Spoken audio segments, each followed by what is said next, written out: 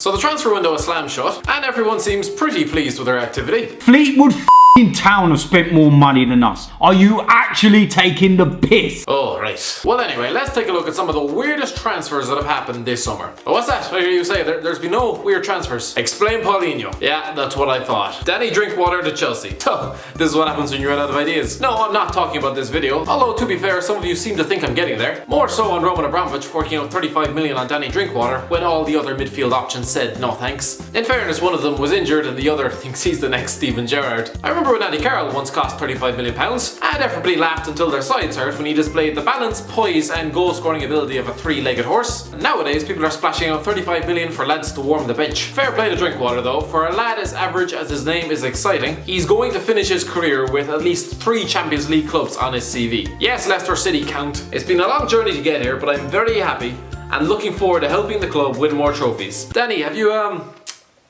ever heard of Steve Sidwell? Alex Oxlade-Chamberlain to Liverpool. We live in a world where an attacking midfielder who scores 9 goals over 6 years costs £35 million, with 1 year left on his contract.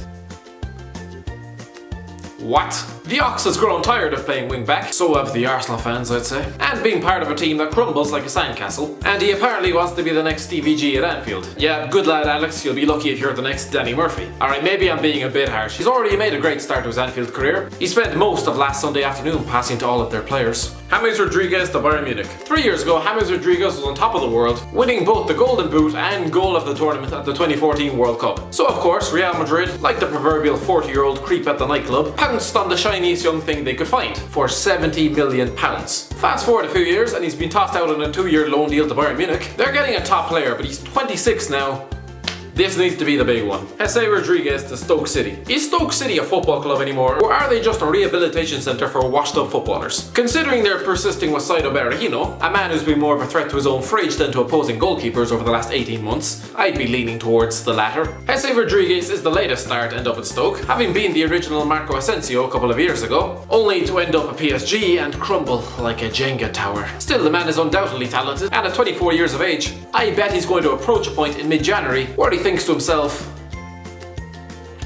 what am I doing in Stoke? But can he do it on a Wednesday night?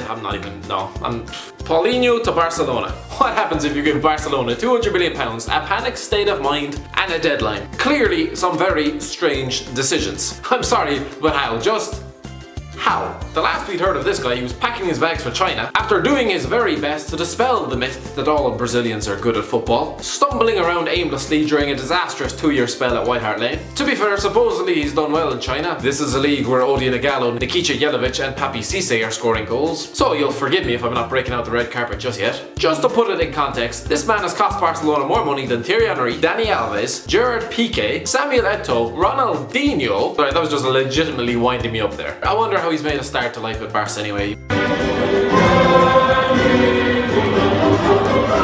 Right. 7 keep you ups. Yeah, that's...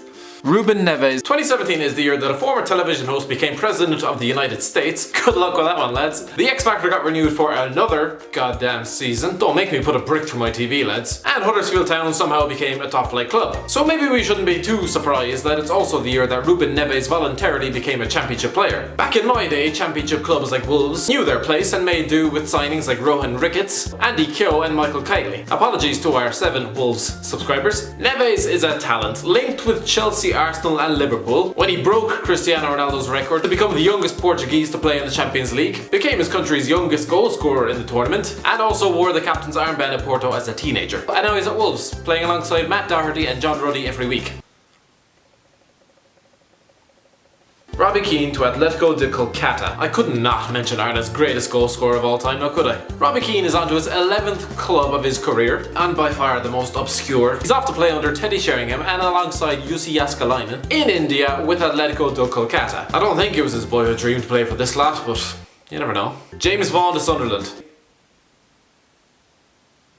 Really? Jegos Krychowiak to West Brom. We live in an age where Tony Pulis finds himself in charge of Grzegorz Krychowiak. It's just an impossible name. Anyway, in charge of his career. This time last year, the Poland international just signed for PSG for £28 million.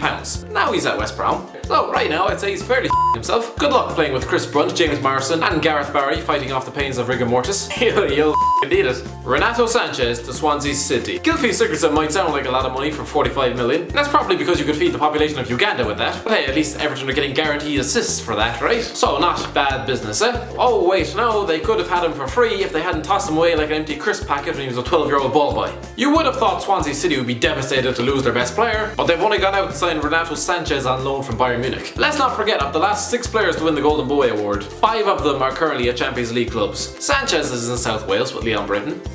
Makes sense to me. Seydou Doumbia to Sporting Lisbon, purely because I forgot this man was still alive. Fabio Borini to AC Milan. Let's take a look at some of the greats to have worn the AC Milan jersey in the past. Marco van Basten, Franco Baresi, Paolo Maldini, Kaká, Andrei Shevchenko, Zlatan Ibrahimovic, Fabio Borini. I can only assume the directors at AC Milan don't bother to watch the Premier League, or have never visited Sunderland in their life, probably for the best, and are basing Borini's ability on his Wikipedia page, and the fact that he was once on the books of both Chelsea and Liverpool, somehow. Alright, maybe I'm being a bit too harsh on the man who scored 8 league goals in the last 3 seasons. I'm not. Neymar to PSG. So hands up if you thought Neymar was going to end up at PSG this summer. Well then, my comment section is full of liars. While Lionel Messi still has a pulse, Neymar will not be winning the Ballon d'Or anytime soon. So what was the point? Yeah, he'll go to Paris, he'll sell 1 billion shirts, he'll be the star in France, he'll score 1,000 goals in France, he'll win back-to-back titles in France. What happens when PSG go out of the Champions League in March? Which happens pretty much every year. And Neymar has to go back to playing the likes of Dijon and Strasbourg every week. For God's sake, this is a league where Florian Thauvin looks good, alright? Leonardo Bonucci to AC Milan. So you win 6 league titles in a row, 3 Coppa Italias and reach 2 Champions League finals. So naturally you step down to a side who finished 5 places and nearly 30 points behind you the previous season. After making 227 appearances for Juventus and becoming one of the world's best defenders, he decided to move to AC Milan for £35 million. Because why wouldn't you want to play alongside Fabio Borini? Ousmane Dembele to Barcelona. There are some things in football you just can't get your head around. Like Danny Simpson having more Premier League medals than Steven Gerrard, or the fact that Paul McShane somehow earns a living from this sport. How about Ousmane Dembele, a man younger than Pokemon, costing €105 million? Yeah, we get it. He's promising. He's quick. Sure. He scored 6 league goals last season. Am I missing something? Hello? Anyone? Fair play to him. I mean, 3 years ago he was playing for Rennes' reserve side in the 5th tier of French football. What has he done to justify that sort of price tag? Let's not forget he basically ran away and refused to train for Dortmund until he got his move. So, unless you all forgot how young he was, that's a gentle reminder. Kylian Mbappe to PSG. Let's touch on Kylian Mbappe, the boy who everybody knew pretty much nothing about this time last year. Think about how Monaco fans must feel. They basically had a knife driven through the spine of their team this summer. Not only that, but they've just given away their prized prodigy to a direct title rival. Because of financial fair play, which is being made a complete mockery of this summer by PSG, the French giants can't officially sign Kylian Mbappe until next summer, when it will be for £180 million, which is just the 10 million for every year he's been alive. I mean, have you ever heard the term one season wonder PSG? Because I have. I know Francis Jeffers has. I'm not for 1 second saying that Mbappe's not going to be the real deal. I'm just saying that there is a very real chance that he could end up being 180 million worth of Sylvain Wiltord in a couple of years. And if that happens, I cannot tell you how much I will laugh, considering PSG are going to spend that much on a kid who's only scored 16 league goals in his entire career. Andre Gray to Watford. 18.5 million for Andre Gray. I give up. Anyway, cheers for watching, lads. If you enjoyed the video, give it a like, give it a share, and I'll talk to you in a while.